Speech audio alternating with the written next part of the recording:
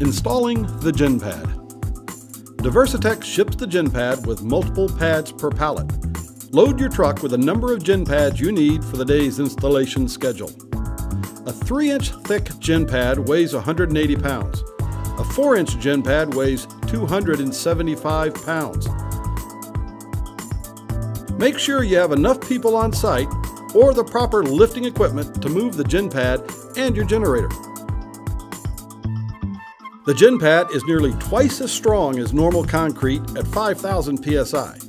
However, handle it with care, as dropping it may damage the pad or cause injury. When installing the GenPad, first prepare the site where the generator will be going. You'll need an area of bare soil about 36 by 60 inches. Scrape away the existing ground cover. Remove sod, mulch, pine straw, or any other vegetation that's covering the soil. Also, remove any decorative stone, lava rock, or other material. You want to install the GenPad directly on to bare soil. That soil must be level. The flat bottom of the GenPad is parallel to the top. If the ground's not level, the generator will not be level. To level your soil, use a flat bladed shovel to scrape soil from the high side to the low side. Normally, you do not need to tamp the bare soil, but if the area has been recently backfilled, make sure the soil is well compacted. When the GenPad arrives at the job site, use a team lift or wheeled dolly to move the GenPad from the truck to the prepared area.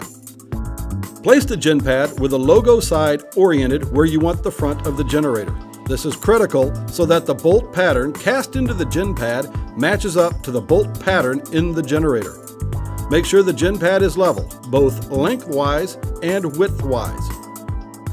Add additional soil under low sides or remove soil from the high sides to make the GenPad level. Move the generator from the truck to the GenPad site. Set the generator directly onto the GenPad. Leave the black plastic shipping pad in place. Match the front of the generator to the front of the GenPad, the side with the GenPad logo. When the generator is on the GenPad, remove the stainless steel sleeves and bolts as shown. Keep the sleeves, you'll need them later. Slide the generator so the two bolt holes line up with the threaded inserts in the GenPad. Reusing the stainless steel sleeves you just removed and two 3-inch long 3/8 13 bolts, bolt the generator to the GenPad.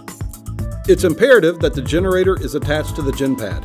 This prevents any sliding movement and decreases the likeliness of theft. Attach the generator ground in accordance with Generac's instructions.